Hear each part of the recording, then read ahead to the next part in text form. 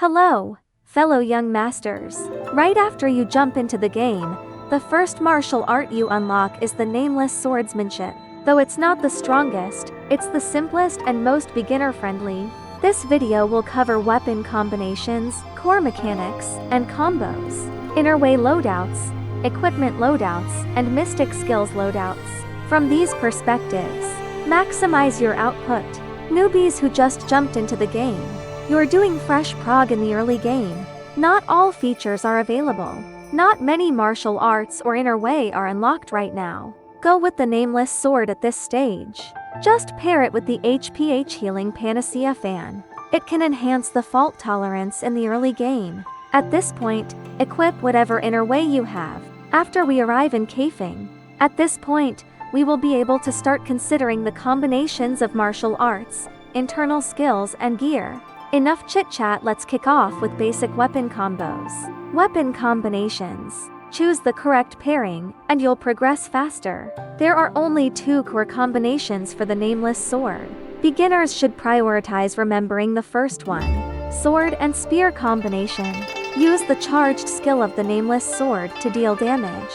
The Nameless spear, your secondary weapon, serves the functions of control and endurance replenishment. It features simple controls and is compatible with all instances. The second one is the dual sword combination. The combination of the Nameless sword and the strategic sword. In actual combat, this combination has relatively low fault tolerance. What's more, it has high requirements for endurance control. It's easy to break the damage output loop because of insufficient endurance. Newbies, don't rush to try it yet. This video mainly covers the combo of the Nameless core mechanics and combos. You can totally tell from the martial arts talents. The main damage of this Bellstrike Splendor build comes from the affinity damage of Nameless sword ki. And when your endurance drops below 60% of its maximum, or when the target's ki drops below a certain value, you'll get extra affinity damage. So our core damage dealing strategy is to keep sword ki going non-stop. So how do we land multiple sword ki strikes? There are mainly 4 ways to do it. When our sword morph is at tier 0, we can trigger the ki shield with the martial arts skill Daunting Strike. Then long press the charged skill Vagrant Sword to unleash 3 sword ki blasts. When our sword morph is at tier 1, after using the special skill Shadow Step, use the charged skill within 5 seconds. Or charge up the charged skill out of combat to unleash 3 sword ki blasts. When our sword morph is at tier 4, after firing off those previous sword ki blasts, you can keep using the charged skill to unleash more sword ki within 5 seconds, until your endurance runs out. When our sword morph is at tier 6, after firing off those 3 sword ki blasts, you can cast it without charging up within a certain time. Fire off another 3 sword ki blasts right after. Based on all of the above, we'll share 2 combo strategies for you. When our sword morph hasn't reached tier 4, spear, martial arts skill Chankin's Lock plus spear conversion. Sword, special skill Shadow Step plus charged skill Vagrant Sword. Sword, martial arts skill Chu Wei Z click 3 times plus charged skill plus charged skill. Mystic skills, Soaring Spin, then switch to the spear. Keep repeating this attack loop. The mystic skills at the end of the loop. When our vitality is over 50, use Dragon's Breath plus Drunken Poet, also known as the Fire Fist. When our vitality is below 50, then we can replace it with Soaring Spin, the advanced version. This one requires sword morph to reach tier 4. At this point, we can skip Shadow Step. This way, we can save up more stamina, making the entire attack loop much easier. Sword, martial arts skill Daunting Strike click twice. Use the mouse scroll wheel to switch to the gun. Spear, martial arts skill Chankin's Lock. Sword, martial arts skill Daunting Strike. Sword, charged skill Wu Yi Wei Jia 3 times.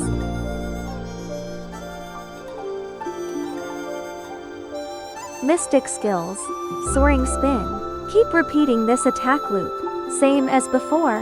When our vitality is over 50, use Dragon's Breath plus Drunken Poet, also known as the Fire Fist. When our vitality is below 50, then we can replace it with Soaring Spin. Mystic Skills Combination. Mandatory Mystic Skills: Drunken Poet, Dragon's Breath, Soaring Spin.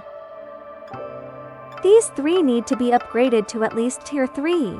Remaining Mystic Skill: choose based on personal preference. When using the Sword Spear build for damage output, there will be a skill downtime when endurance is completely exhausted. So we need to use Mystic Skills to fill this gap period. Open Mystic Skills submenu. Click the middle circle. You can see max vitality here. On the combat interface, you can estimate your current vitality through the Mystic Skills wheel. In combat, when our vitality is over 50, use Dragon's Breath plus Drunken Poet. Here, Drunken Poet can land a complete combo. When our vitality is below 50, our Drunken Poet can't finish a full combo here. Then we can replace it with Soaring Spin, Inner Way combo. Considering the later stages of future seasons, there are 2 main builds based on your gear stat focus, critical and affinity. For new players, no matter which build you choose, critical or affinity, make sure to keep the following: Golden Martial Arts, Sword Morph, Golden Inner Way, Morale Chant, Purple Inner Way, Battle Anthem. This way, no matter which build you play, you won't have to re-level anything. Moving on, we'll break down Inner Way combos tailored to each game stage. Newbie Phase. As a newbie, we usually equip to Golden Inner Ways and to Purple ones. That is, Sword Morph plus Morale Chant plus Battle Anthem plus Mountain's Might Wildfire Spark. Morale Chant needs to be upgraded to Tier 2. The higher the level of the others, the better. Regarding the choice of the 4th Inner Way, if you're already used to switching to the spear frequently to recover stamina, then you should choose Mountain's Might. Its stamina recovery effect is superior to Wildfire Spark. If you're not used to switching to the spear yet, then you should choose Wildfire Spark. It can be triggered without switching weapons, but its stamina recovery effect is not as good as Mountain's Might. This set mainly relies on the frequent use of Inner Way Morale Chant and Arcane Arts to deal damage. Late Newbie Phase. At this point, we already have a certain understanding of the game. We have also accumulated a certain amount of materials for upgrading Inner Way. The common choices for Inner Way at this stage are Sword Morph plus Battle Anthem plus Thousand Peaks method plus Wildfire Spark. This set of Inner Way, and maximize the passive effective sword energy damage boost from the Sword Morph. It should be noted that all these 4 Inner Ways must be leveled up to Tier 4. Otherwise, we should still use the above-mentioned Inner Way set. The end of the season. If you choose to use the Critical Strike build, the recommended Inner Ways are usually the following 4. Sword Morph, Morale Chant, Battle Anthem, Breaking Point. Among them, Morale Chant and Breaking Point need to be upgraded to level 5. These 2 skills boost a massive amount of critical rate. If you adopt the Insight Strike style, choose Sword Morph, Morale Chant, Battle Anthem, and either Mountain's Might or Invigorated Warrior. Of course, if you don't have Invigorated Warrior at level 6, or if you can't get used to Mountain's Might requiring frequent weapon switching, using Wildfire Spark works too. It's just that the damage will be reduced a bit this way. Equipment Matching. There are 2 common gear sets for playing the Nameless sword style. The combo of Jadeware set and Formbend set.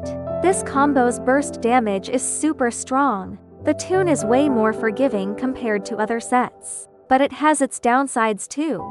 Once the Jadeware set's triggered effect expires, there'll be a downtime. We gotta keep an eye on whether the Jadeware set's effect is triggered in combat, to make sure we're in Jadeware set state during our main damage output. In other words, we gotta master skill rotation. Besides, the effect of the Jadeware set doesn't trigger steadily, so we gotta stack up affinity rate to boost the proc chance. When our panel affinity stat is low and we're newbies, I'd totally recommend the set below more. The combo of Hawkwing set and Eagle Rise set is perfect for newbies. It doesn't require skill rotation at all. Its sustainability is super good.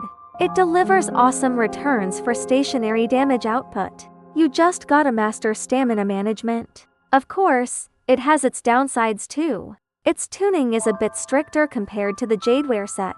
Gotta stack precision rate, critical rate, and affinity rate. Both of the above sets have their own pros and cons. The most important thing is which playstyle you're more used to. Alright, that's it for today's video.